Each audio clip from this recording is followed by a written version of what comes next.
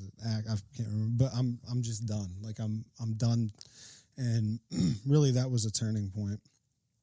And man, did the Lord just transform my heart and transform my life. And it was just incredible to see what he did from there. So I joke around with people now. Like I went to Redemption House for 3 months because I wanted to keep all these things that I wanted. I didn't go to Bethany Farms for a year because it was a year-long program.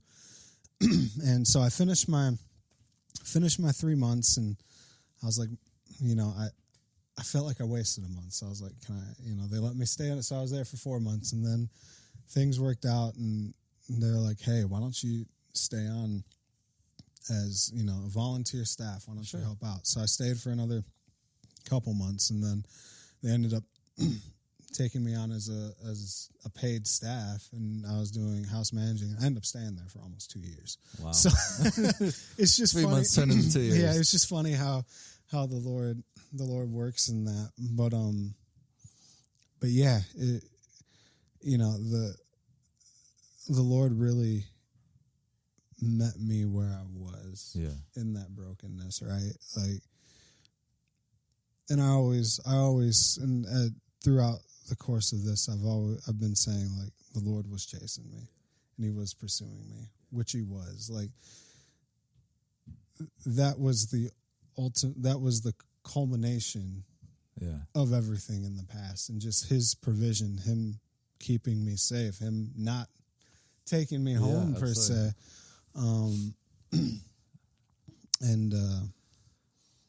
And yeah, it really just gave me a soft heart. And yeah, that's good. So through all of this, then, is there a particular like truth or something in the Bible, a passage or something that like you kind of held on to, or one thing that you got, again, not got from it, but you know what I mean? Like, in these 2 years, was there one thing like, all right, Lord, I'm holding on to this, and you really finally opened my eyes to this particular thing? Yes, there was. So,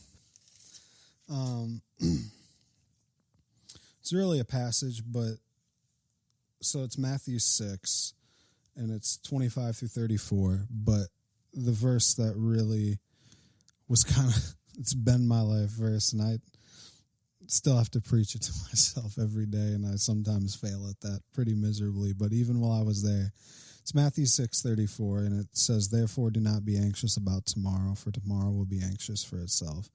Sufficient for the day it's its own trouble." And basically, to summarize that, it's, there's no need to worry about tomorrow. A, we're not promised tomorrow, right? And B,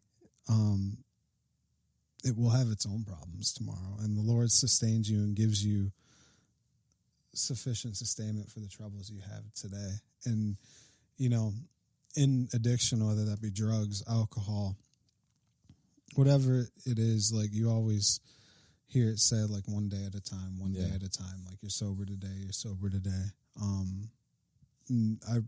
this verse really kind of hit home to that aspect of it. Sure. Like, it is one day at a time.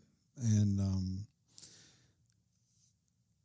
if I have peace and contentment for today, like, that's what I need. And another huge thing for me while I was in there that kind of really kept me grounded, I guess it's the right way of saying it, but like coming to the realization that everything I have in life is a gift from the Lord. So like right now, like my wife, she's a gift from the Lord. She's not mine. Right. She's the Lord's, right? Like my breath, my clothes, my job, like those are all gifts from the Lord. And the fact of the matter is like, if he wants to take those away, he can, right? And if I'm holding on to those things and viewing them as gifts from the Lord, it's just a beautiful place to be. It's amazing to me, you're talking about that peace and how, because earlier you were talking about control, and having control of things, and how much peace comes from not being in control. Yeah. It's just really one of those paradoxes that I like. And, the reason that I'm doing this is because, of course, the story of David that I've talked about before, and the balance that he has, but like the paradox sometimes that is him, that he's both a shepherd and a king, and he's all these things, but the paradox is in the Bible, and that's one of them. Yeah. That, like, man, I'm so stressed about tomorrow, but then it's not my problem anymore. Almost like I'm passing the buck for tomorrow, Lord. You promised you'd take care of it. Yeah. Yeah, and it says, that same passage, a few verses before that, like, look at the sparrow, look at the lilies of the field. Like, do I not provide for them? Like, is my provision enough for them? Is it not enough for you? Like, I think 1 Timothy 6:2 about godliness, contentment being great gain. Yeah. Yep. So, but yeah, so it, and just when it comes to, addiction, I don't know who's listening to this, who will be, like, you can try to change your life. You can try to change the way you do things. And I'm not saying, like, behavior modification's wrong. Like, yes, like, obviously I'm not going to the bar anymore and sitting down and, like, by myself, and, like, obviously, like, there's a certain amount of behavior modification necessary. Like, there's things in my life that I've changed. Like, I'm not going to Vegas anymore, but or Cancun. Yeah, or Cancun. But, like, it's not about that. Like, there's hope in the gospel, and that's truly what transforms. And if you truly let the Lord transform your heart and transform your life, it's going to be a byproduct of that. And I know you wanted to briefly touch on community real quick. What, like, the Redemption House, and how powerful that is, a place like that, and then sort of community versus accountability, or with accountability. Yeah. So community is huge. Whether you're in addiction or whether you're a believer following Jesus, we are called to be in community, right? And as far as Redemption House is concerned, like, I'm being able to do life with men like that, and being able to come alongside them, have them come alongside me. Mm-hmm. You can't beat it alone. Like, you're not going to be able to overcome addiction without community. Do you think a lot of that is missing in a regular church setting? Oh, yeah. AA does a lot of good things. The one thing they are missing is the future hope. But, like, the one thing they do well is community. Yeah. And, I don't think that the church knows how to do that well. We're there on Sundays. And, we have small groups and things like that, but what does small group look like? Like, are you just hanging out and having dinner and just going over some points in the message? And is that really community though? I don't think so. Like, not so much. Community is challenging, growing. Like, you're gonna step on toes. You're gonna, so a certain amount of uncomfortableness, absolutely, I guess, and involved in that, and trust that you allow someone to have in your life. Yeah, and not saying you have to have, like, 30 people like that in your life. Well, sure, yeah. I think by definition, it needs to be a small, absolutely, group. For you as a person, like, all right, I need this accountability in this community, but it's going to be like 3 other people. Exactly. I mean, you look at. I mean, one thing I've started to do more and more and more is I'm just going to Scripture, because the Bible is it may seem to some people old and out of date, but it gives examples of everything. How relevant it actually is, right? Examples of, like, you look at community in the Bible, and, like, even in the Bible, examples of it is being like 2 or 3. Jesus had his 12 disciples, but even within those 12 disciples, I'm not going to be able to tell you the names off the top of my head, but they were even closer to some of them than they were the other people. Yeah. And, the hardest thing for me leaving Redemption House was leaving community. Sure. And I struggled for a little bit. I mean, I didn't drink or anything like that, but it was a struggle going from having community 24/7 to moving up to Door County, and not having that, and then especially when your girlfriend at the time decides she wants to move to Atlanta, when you move home to hang out with her, right? So it's my sister, who is now his wife. Yeah, that's what we're talking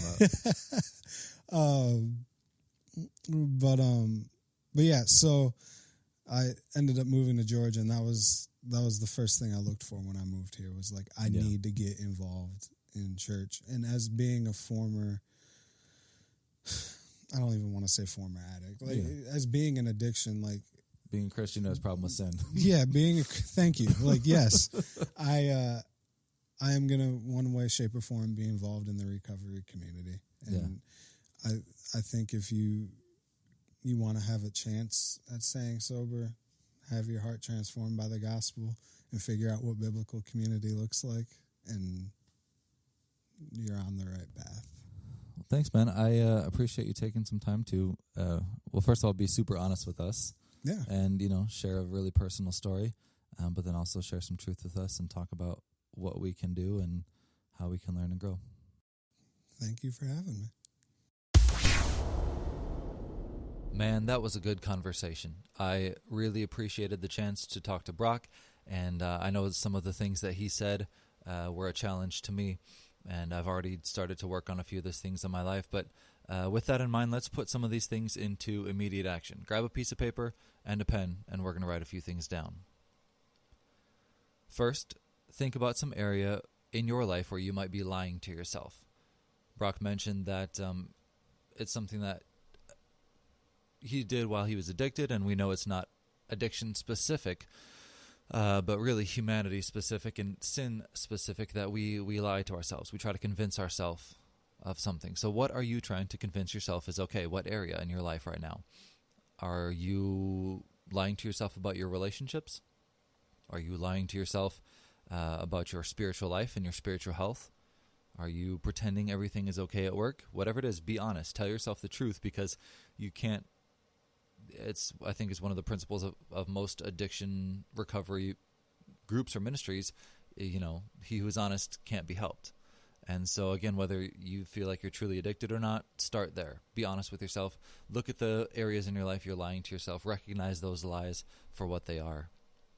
Second, using Matthew 6:33 and 34, which are, but seek ye first the kingdom of God and his righteousness, and all these things shall be added unto you. Take therefore, verse 34, no thought for the morrow shall take thought for the things of itself. Sufficient unto the day is the evil thereof. Using those verses, take a look at the places and the reasons that you might be seeking your own good first. What are the areas that you are not placing into God's hands? Write down 3 or 4 things that you have been holding back from God and not surrendering to him. You're taking too much thought. You're anxious for tomorrow because you feel like you need to be in control, and that's not the case. You will never find peace. Peace does not come from control. Peace comes from surrender to the one who has ultimate control. So what is it in your life that you need to put into God's hands? You've been trying to do too much at work, or you've been trying to raise your kids in your own power. I don't know what it is, but put those things, write them down, put them in God's hands, surrender them to him. And then third, find a way to get into some community, to be accountable, to get around some men.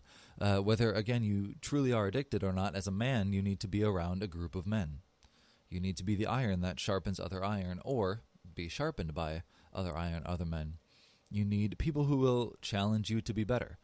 Who can that be in your life? Hopefully it's in a church. If not, maybe there's someone in your family, although it's usually a little bit easier if it's not a family member. But are there 3 to 4 men? A group of 4 to 5 at the most is usually a good place to start, of some men that you can get around that will get you to be better, that you can call on the phone, or maybe once a week you can Skype. And again, we're talking about some of these things down the road, but can you get in some community that makes you better, that challenges you as a man? Take some steps with all 3 of these areas today. Well, that wraps up today's show. Don't forget to leave us a rating and review. That helps other men find us. Tell another man about it. Share us on Facebook. And remember, be a shepherd, be a king.